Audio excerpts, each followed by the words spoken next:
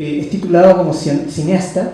Alejandro ya cuenta con una fructífera y original incursión en el medio creativo. Su cortometraje Acción fue catalogado por Miguel Litín como uno de los mejores de la generación. Posteriormente estrenaría su primer largometraje, Marcelo, la mafia y la estafa, a nivel nacional. Siempre un apasionado de contar historias, Alejandro ha profundizado sus estudios en el medio narrativo con los seminarios Story and Genre del prestigioso profesor de guiones Robert McKee y el diplomado de edición literaria rendido por la Universidad de Chile, entre otros. Actualmente se desempeña como director, guionista y escritor, y su novela Crónicas de Quilas, La espada de la luna rota, es tan solo el inicio de una saga de proporciones épicas que hará volar tu imaginación. Les voy a leer quería hacer algo especial hoy día, por lo que me gustaría leer el primer capítulo de la segunda parte de mi saga, que sale a la venta en noviembre. Esta es la primera. Voy a partir leyéndole una sinopsis para proveer algo de contexto. El reino de Lúcinar, el último bastión de la humanidad, ha caído. Ahora Lian, Amber y sus compañeros son fugitivos, reuniendo al amparo de las sombras el resto de los cristales que podrían detener a los desfiladeros mientras huyen de Asriel y las fuerzas de Moradon, que siguen expandiéndose hasta dominar a cada habitante de la superficie. El origen y destino de Lian se revelarán de forma pasmosa ahora que tiene lugar su inevitable enfrentamiento con Asriel, líder de los apóstoles de las tinieblas. Además, el miedo carcome el corazón del joven a medida que se aproximan a reunir todos los cristales. Miedo de que Amber le oculte algo terrible que, al revelarse, lo forzará a decidir entre ella y darle al mundo un mañana.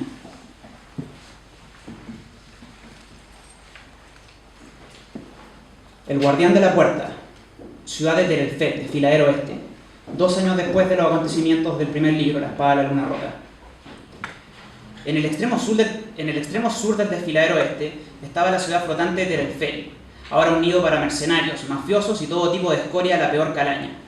Solía llamarse Neowin, la más grande e imponente plataforma voladora construida por el hombre, utilizada como una planta móvil de extracción y procesamiento de Tiferin. Pero su gloria había quedado en el pasado, y más ahora tras los 2 años que habían transcurrido desde la caída de Lúcinar. Sorax, el Khorne, era el nuevo regente de la ciudad, lugar que servía de nexo entre los reinos subterráneos de Moradon, en lo profundo del desfiladero, sobrevolado por la plataforma, y el mundo de la superficie. Barcos voladores provenientes de Inglaterra anclaban en los puertos de Terelfet, como gigantescos cuervos, también naves de Farlowin y otras ciudades colgantes. Inclusive bestias voladoras, como gartos y anraxias del desfiladero, descansaban en sus muelles. En el borde occidental del desfiladero, cuyas paredes se alzaban a ambos lados de la ciudad flotante, una figura esbelta y encapuchada de negro descendía por una escalera que sobresalía del muro de roca. Era vertiginosa y estaba rota en algunas partes, parecía que pudiese derrumbarse en cualquier momento. La figura encapuchada llegó a un pequeño balcón de roca que estaba ahuecado en la pared del risco. Había una anraxia, monstruo del desfiladero con el aspecto de gigantesca morena y que podía deslizarse por el aire, con sus riendas atadas a una estaca. La criatura se arrimó lo más que pudo al acantilado, ya que inclusive la pálida luz que llegaba hasta ahí le era molesta, así que se rebullía buscando refugio en las sombras. Su piel era negra y viscosa, y sus ojos y colmillos de un blanco penetrante. Un pequeño muelle se extendía en la pared de roca al vacío, roto y cortado, y un solitario farol de aceite colgaba de un poste torcido. Junto al muelle, sentado con las piernas balanceándose sobre el abismo, había un mundariano con una fusta. La figura encapuchada se acercó al muelle, pero 2 hombres rata con lanza le cerraron el paso. «¿Qué tenemos aquí?», dijo uno de ellos, con voz sibilante y chillona. «No vienen muchas visitas por tierra, esto es inusual». «Más que inusual, diría yo», acotó su compañero, que tenía ojos amarillos saltones. «Hasta sospechoso, se podría decir», agregó con una voz desagradable y ruidosa, como de liebre estrangulada. La figura encapuchada sacó de su capa un puñado de gemas relucientes. Los hombres rata, o Cobalcats, seguían crispados con sus lanzas de puntas onduladas y filosas en ristre. Cerca de ellos, el mundariano seguía sentado en el muelle, sin inmutarse, pendiente de su enorme bestia voladora. «Tengo negocios que atender con Sorax el Khorne», dijo el encapuchado con una voz de mujer joven. «Espero que esto sea suficiente para pagar por un transporte a la ciudad». Los hombres ratas entrecerraron sus ojos con suspicacia y no hicieron ningún ademán para recibir el pago. «Además», repuso su compañero, «tendrías que revelarnos tu rostro. Son tiempos embusteros los que transcurren. Más que embusteros, diría yo, falsos y traicioneros, reiteró, como siempre, la otra rata. Con tantos fugitivos nunca se sabe quién podría estar escondiéndose bajo una capa. Prosiguió el primero y miró a la mujer con ojos inquisitivos y entornados.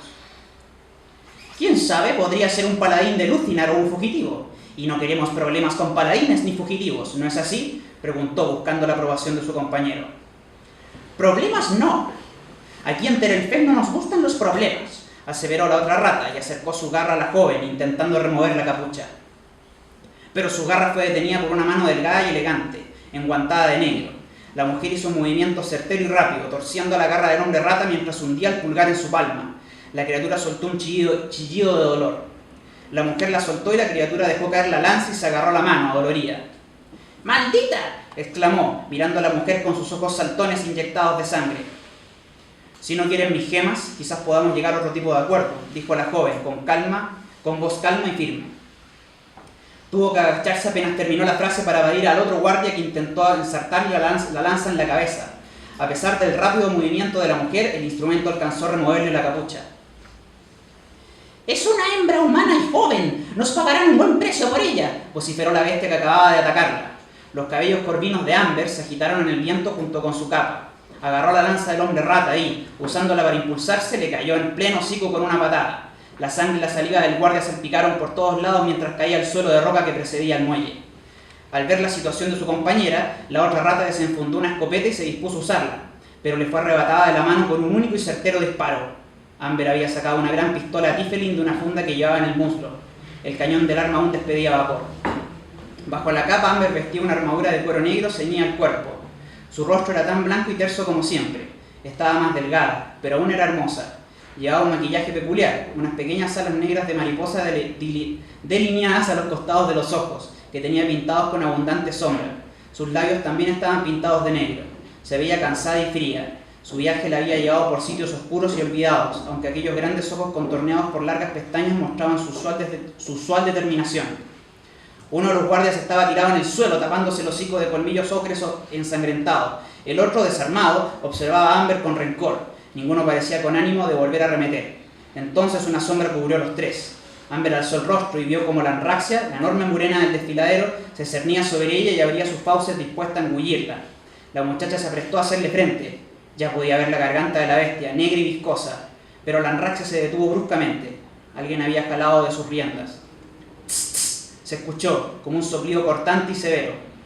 Amber miró tras la serpiente negra, que flotaba en el aire ondulando su cuerpo como si estuviera en el agua. Ahí estaba el mundariano, con su hocico blanco, largo y verrugoso. Los mundarianos tenían ojos completamente blancos, lo que daba la impresión desconcertante de que no pudieran ver. «Ni rae soya, ni rae», ordenó a la Anraxia, y la serpiente se alejó de Amber y regresó a su lado, junto al muelle. Luego se dirigió a la muchacha. «Si lo desea, yo puedo llevarla a la ciudad», dijo con una voz vieja que producía escalofríos y reverberaba. Amber seguía con su pistola en alto, imperturbable, sin siquiera pestañear, mientras los hombres rata continuaban observándola recelosos y enfurruñados, pero en completo silencio, hasta que la joven se decidió a bajar de su gran revólver a vapor y guardarlo en la funda de la pierna. Volvió a cubrirse con la capa, pasó caminando entre los guardias que la seguían con sus ojos amarillos y se aproximó al mundariano. La muchacha le ofreció las gemas y la criatura extendió una mano verrugosa de uñas largas y dedos huesudos, que parecían las ramas de un pino muerto. Amber dejó caer con suavidad las gemas en la palma del mundariano, quien las guardó entre sus ropajes holgados. Luego el jinete le dio a la Anraxia un par de golpeteos suaves en la fusta, a lo que ésta respondió con un leve gruñido. «Con la fusta». Luego se posicionó a un costado del muelle. Sobre ella había una amplia silla de montar con 2 asientos. Amber se quedó de pie inmóvil un instante. Después subió con paso firme y se acomodó. El mundariano estaba justo delante de ella, en un asiento individual ubicado en la parte frontal de la silla, con la forma de una ola negra encrespada. Agitó la fusta, volvió a decir algo en su lenguaje abisal y la gran serpiente voladora comenzó a ondular y salió disparada hacia la ciudad. Se deslizaba de manera suave y silenciosa en el viento del desfiladero, como un pez bajo el agua. Amber se cubría de la brisa helada con la capa mientras surcaba un cielo pardo pincelado por estratos color coral. «¿Por qué aceptó llevarme?», inquirió la muchacha, estoica, al cabo de unos minutos. Solo podía ver la espalda del mundariano, que vestía una capa formada por pieles color rojo oscuro y llevaba la cabeza cubierta por una capucha. Pasó un tiempo antes de que el jinete respondiera. Corren rumores de una peculiar pistolera humana que ha estado causándoles problemas a las fuerzas de Volkarath. Una pistolera acompañada de unos amigos aún más peculiares que ella, por los que ofrecen una gran recompensa.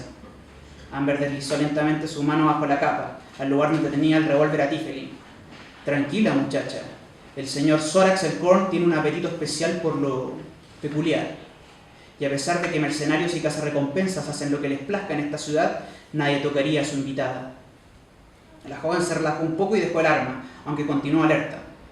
Al menos, agregó el mundariano, hasta que haya hablado contigo y vea si le place o no el negocio que tengas que ofrecerle.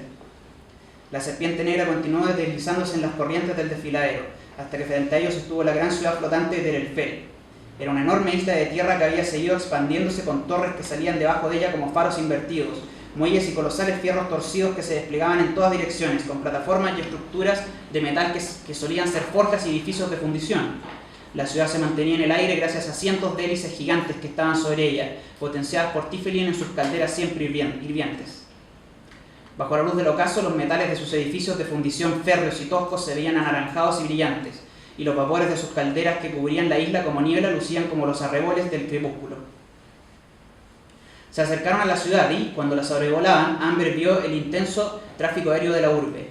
Piratas basterros descendían en los muelles intentando controlar unos fieros garzos de piel jaspeada, que al dar un rugido y agitar la cabeza echaban por los aires a los pobres incautos que intentaban sujetar las riendas. Pasaron volando al costado de un gran galeón negro que provenía de Moradun. Sus aspas desprendían tanto viento como un huracán. Otras naves voladoras atracaban en los puertos de las torres, que parecían brotar de los edificios como agujas en los espinos. Monstruos, mercenarios y piratas discutían con los matones de Sorax los precios de las mercancías robadas y de los esclavos. La montura de Amber se aproximó a uno de los edificios más elevados de la ciudad, una enorme forja de varios niveles de altura que además se extendía hacia el costado como la afilada quilla de un buque acorazado invertido. A través de las ventanas de la forja se veía el fuego refulgir y se escuchaba el sonido de los martillos. Descendieron en un balcón de piedra que asomaba de la parte más elevada de la estructura. Amber bajó de la anraxia y el jinete se volvió hacia ella con sus ojos blancos y sagaces, hundidos en su arrugado rostro de rata blanca. Llevas una máscara fría e impenetrable que muestra tu determinación, muchacha. Pero ten cuidado, porque tarde o temprano todos deseamos romper el yeso que nos aprisiona, por muy terso y claro que éste sea. Dicho esto, azuzó su anraxi y alzó el vuelo, alejándose de la ciudad. Sus palabras habían trizado a Amber como un cincel sobre el hielo, pero se mantuvo de una pieza, ignoró la grieta y se concentró en su misión. Frente a ella estaba el arco de entrada al edificio, del que brotaban vapores y humos con un fuerte olor a metal ardiente y azufre. Era como entrar a la boca de un dragón. La muchacha tomó un último aliento de aire fresco y se encaminó al interior del sombrío corredor de metal. Solo esperaba que a Ignil y Aramil les estuviera yendo bien con su parte del plan. Una tupida jungla cubría el lado occidental del desfiladero. Hubo un estruendo que estremeció los árboles y varias aves alzaron el vuelo. Espantadas, en medio de los helechos y lianas, Aramil e Ignil corrían como si los persiguiera la mismísima muerte.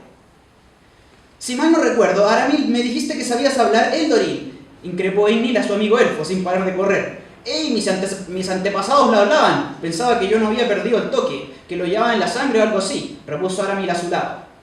Ignil tenía su cabello nibio más corto y había crecido, pasando a Aramil en altura. Su aspecto ya no era el de un muchachito, aunque seguía conservando la inocencia en su rostro claro y ojos rubí.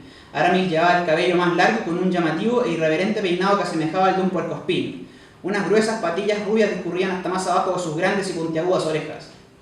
El Dragonari vestía unas ropas café oscuro, con varios cinturones encima y bandas con múltiples estuches, lo que le otorgaba el aspecto de un aventurero experimentado, no del niñito de biblioteca que solía ser. Sobre las ropas tenía una capa color crema cruzada por sobre el pecho y algo más estrecha, la que flameaba al viento mientras corría. Aún conservaba el báculo de su abuela, que acarreaba cruzado en la espalda. En cuanto a Aramil, llevaba un abrigo color verde vivo de cuello alto y con las mangas arrancadas, dejando sus brazos delgados pero de bien torneada musculatura al descubierto.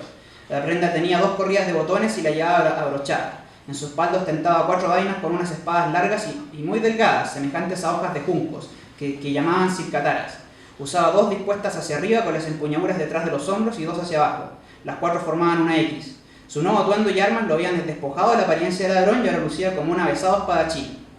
Detrás de ellos hubo un estallido que hizo saltar tierra, arbustos y árboles por los aires. Pocos metros detrás de los jóvenes, un gigantesco trianodón los perseguía hecho una furia. La bestia se asemejaba a un mamut blindado por unas grandes escamas color tierra. Tenía 4 poderosos colmillos del tamaño de obeliscos que apuntaban hacia adelante. Sus ojos hundidos entre las escamas eran como 2 esferas de magma ardiente. ¿Por qué aún nos persigue? Igni le hacía conjeturas en voz alta. Hace rato que salimos de su territorio, y no creo que sea por la fruta Ilum que nos llevamos. Aramil parecía cavilar. Quizás sea por esto. Sacó un huevo blanco y ovalado de su macuto. Ignil lo miró con los ojos desorbitados. ¡Te llevaste a uno de sus hijos! Aramil, eso fue sumamente imprudente. Lo recriminó Ignil, casi abandonando la cortesía que lo caracterizaba. Pero los huevos de Trianodons valen una fortuna entre arqueólogos y ladrones. No podía dejar pasar un tesoro así, se justificó. Ambos seguían corriendo entre la espesura, con el Trianodon destrozando todo tras ellos y pisándole los talones.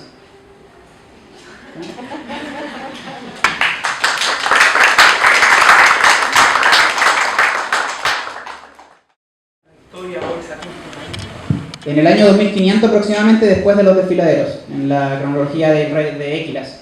¿No tiene ninguna relación con...? No, es otro mundo, al igual que la Tierra Media. Tiene su propia cronología. ¿De dónde surge... ¿Cuál es la fuente de inspiración para escribir un mundo que uno nunca ha visto? ¿De dónde aparece? ¿Cuál es la fuente de inspiración para escribir un mundo que uno nunca ha visto? Es que yo lo vi todo el tiempo, yo lo veía a diario cuando iba al colegio de niño, era un niño súper retraído, casi autista. De hecho, el personaje Celas del Viento que sale en la portada me acompañó en mis años más duros de la escuela, fue el primer personaje que inventé, que es una mezcla del monstruo de Frankenstein con Samurai X y el juego de manos de tijeras. Por resumirlo. Y claro, viviendo en esta especie de esquizofrenia, este mundo se comenzó a volver cada vez más real hasta que se convirtió en un libro. Dicho en un gran resumen. Bueno, siempre me he preguntado, ¿cómo es trabajar con ese gran continente que creaste? Porque yo viendo Steven Erikson, ahora que estoy leyendo Malas, vi un cosa así de un continente, también con Patrick Rothfuss con El Nombre del Viento, igual tampoco lo encontré tan grande, y cuando veo el tuyo, esa cosa tremenda, básicamente yo pienso como un lugar, no sé, como Australia o África, así de grande. Sí, como trabajar con un mundo así de grande, por suerte, es un mundo que conozco muy bien, ya que lo fui inventando a medida que jugaba Calabozos y Dragones con mi amigo. No sé si lo conocen, un juego muy nerd. Entonces este era el mundo donde yo ambientaba las aventuras de Calabozos y Dragones. Es decir, que hay lugares que ni siquiera se alcanzan a ver en el libro, pero que están sumamente detallados en notas, en mi cronología, en cosas así. Entonces un mundo que fue también cobrando vida propia al correr de los años. Y creo que algo importante también, bueno, quizás no el extremo de Tolkien, del profesor que hizo su propio idioma, hizo el Silmarillion, hizo prácticamente como el génesis completo de todo su mundo. Pero yo hasta cierta medida lo hice una cronología porque quería que, no sé, por la bahía de Galantes, se llama así porque hubo un paladín hace 100 años atrás aproximadamente, que se llamaba Galantes, que se sacrificó ahí en una gran batalla. Quería que el mundo tuviera esa pequeña sustancia, o sea, como decirlo, fue un tema que ya tocaron aquí que me pareció muy interesante, que la fantasía no tiene que ser real, pero tiene que sentirse verosímil. Eso, espero haber respondido a tu pregunta. Hola. Otra vez. Sí, ¿quién eres? Oye, no te conozco. No, quiero hacerte una pregunta que extrañamente nunca te he hecho, es ¿por qué un libro y no una película tú siendo cineasta? Porque ahora que leíste, les pusiste hasta voces y es como, podría ser una gran película, aparte de ser un gran libro. La respuesta más honesta que podría darte es porque convertirlo en película costaría como $1.000 millones y escribir mi libro puedo hacerlo yo solo encerrado en mi casa. Seamos honestos.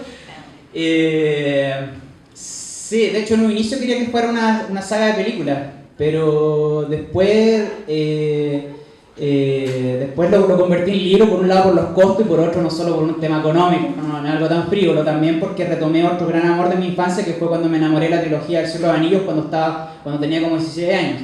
Entonces esa fantasía de ser una especie de Tolkien también siempre estuvo ahí. Así que no es solo porque sería demasiado cara. En mi cabeza es una película así, con detalle, así tridimensional, con lujo de detalle.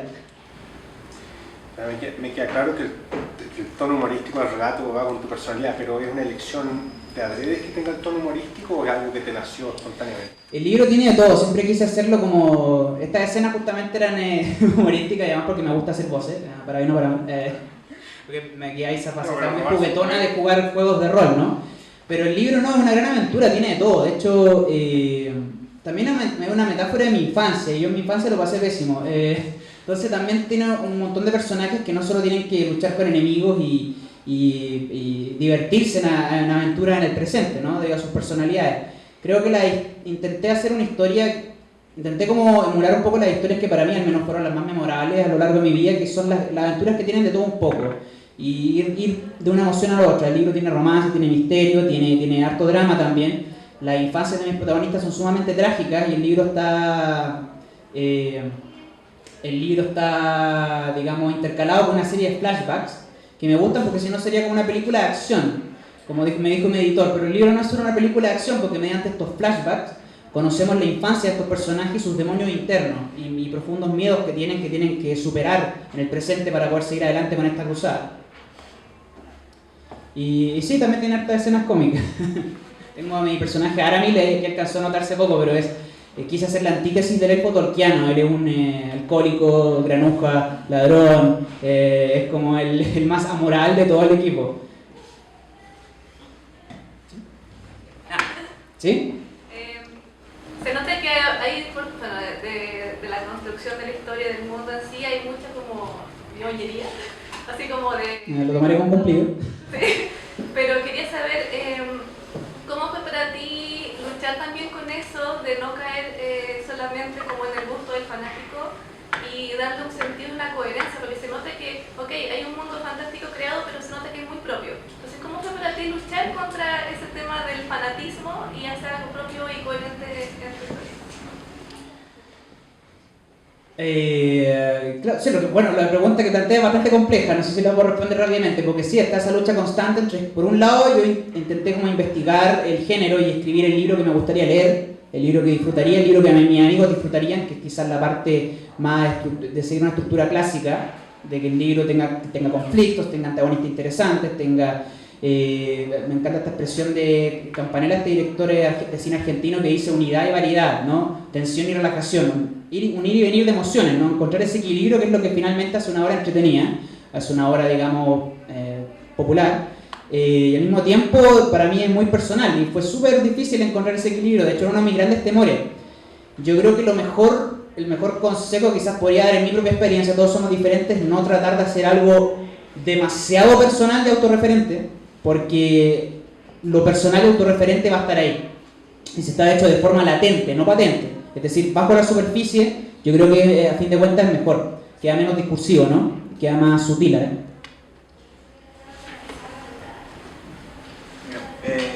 En comparación a la primera entrega y este capítulo nuevo que leíste, he notado como que hay una evolución de los personajes que es bastante notorio.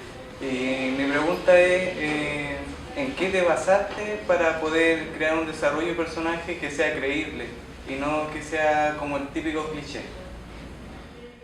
Pues la lucha constante contra los clichés también es una batalla, ¿no? Que de todos los días. Y el arco de los personajes quise que fuera bien marcado, sí. Entonces decidí que cada libro entre un libro y otro hubiese siempre una elipsis de 2-3 años, justamente para que los personajes tuviesen más tiempo para crecer y ese salto estuviese más digamos, y el arco de personajes fuese más pronunciado. Otra cosa que me marcó mucho también fue cuando niño, porque me cargan las nuevas, pero cuando niño me marcaron mucho las antiguas de Star Wars y me encantaba que transcurrieran años entre una y otra, entre el episodio 7, 8 y 9, entre el episodio 4, 5 y 6, gracias, son tantos ya que... Me encantaba que transcurrieran años, porque yo cuando niño rellenaba qué había pasado con Luke, con la rebelión y con todos los personajes que me encantaban en esa elipsis de tiempo. Por lo que traté, obviamente, de copiar, de emular eso y hacer algo parecido en mi saga. Y me gustaría creer que mi segunda parte es como mi Imperio Contraataca. Quería, digamos, que todo sea más extremo, más oscuro, más intenso. Y quería que fuera 2 años después también porque... Me encantaría que los lectores también rellenen, o sea, yo sé qué pasó, pero me encantaría que los lectores dejar abierta también, para la imaginación de los lectores, que rellenen qué pasó con estos personajes que ojalá también ya cobraron vida, eso es lo mágico, ¿no? Que ya cobran vida en la mente de los lectores, que ellos también rellenen un poco y saquen sus propias conclusiones de qué pasó con ellos estos 2 años que no los vi. Pido un aplauso también para